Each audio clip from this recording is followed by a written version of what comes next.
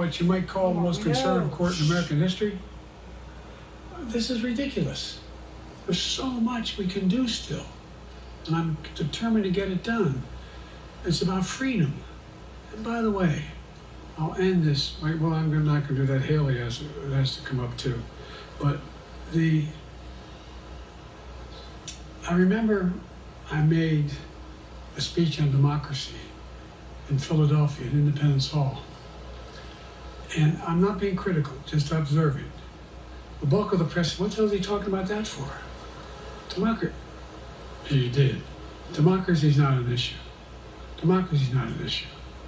Except the polling data showed 60% of the people knew I was right, thought I was right. I'm not asking you a question, you don't have to answer, obviously. But do you think our democracy is under siege based on this court? Do you think democracy is under siege based on Project 2025? Do you think he means what he says when he says he's going to do away with the civil service, eliminate the Department of Education, make sure? I mean, we've never been here before. And that's the other reason why I didn't, you say, hand off to another generation. I've got to finish this job. I've got to finish this job because there's so much at stake. We've had some discussions over the past few days with your press secretary about the question of health exams. And you said you take a cognitive test every day in this job. Are you open to taking another physical or test before the election? Governor Whitmer of Michigan, for instance, said it wouldn't hurt to take a test. Well, look, two things. One, I've taken 3 significant and intense neurological exams by a neurologist. In each case, as recent as February. And they say I'm in good shape, okay? Although I do have a little problem with my left foot because it's not as sensitive. I think a veterinarian is giving him those tests. But I'm good. I'm tested every single day by my neurological capacity, the decisions I make every day. You talk to my staff, all of you talk to my staff. Sometimes my staff talks a lot. But the fact of the matter is, I don't think you have them telling you that all the major ideas we've undertaken haven't been in part initiated by me. I remember when the staff, I said, I'm going to go to South Korea, we're going to get the chip. What are you doing? I'm going to get Japan and Korea back together What the again. fuck is he talking about? Essentially having hostilities toward one another since the end of World War II. I'm going to move and see if we can expand it. You know, the only thing age does is help you stupid. Creates a little bit of wisdom if you pay attention. Or in your case, retarded. The point I'm making is, I think it's important that if the neurologist tells me he thinks I need another exam. By the way, I've laid every bit of the record out. I hadn't hidden a thing. You ought to ask Trump for his, okay? I laid it all out. And every single day I'm surrounded by good docs. If they think there's a problem, I promise you, or even if they don't think it's a problem, they think I should have a neurological exam again, I'll do it. No one's suggesting that to me now. And I'll ask you another question. No matter what I did, no one's going to be satisfied. Did you have 7 docs? Did you have 2? Look at What'd you have? Did you do this? How many times did you?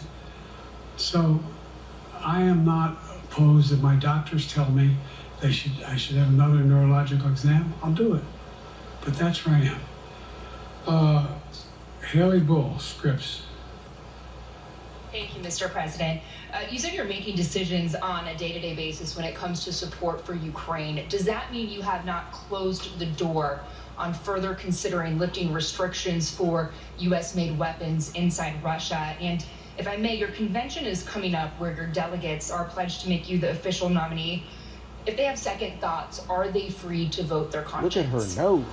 Obviously, they're free to do whatever they want, but I get overwhelming support. Overwhelming support. I won, I forget how many votes I won in the primary. They're overwhelming. And so tomorrow, if all of a sudden I show up at the convention, everybody says we want somebody else, that's the democratic process. It's not going to happen.